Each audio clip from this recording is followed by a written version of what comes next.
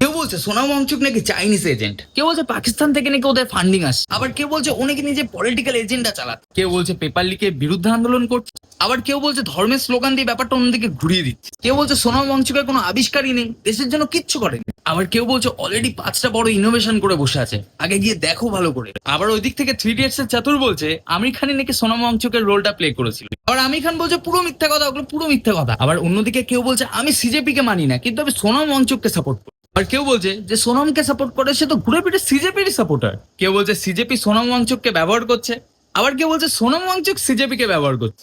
ওইদিকে কেউ বলছে কুণাল কামরা নাকি ভগবানকে নিয়ে জোকস বানিয়েছে। কি জ্বালা বলতো, সিজেপি কে সাপোর্ট করলে বিজেপি এসে গালি দিচ্ছে, আবার বিজেপি কে সাপোর্ট করলে সিজেপি এসে গালি দিচ্ছে।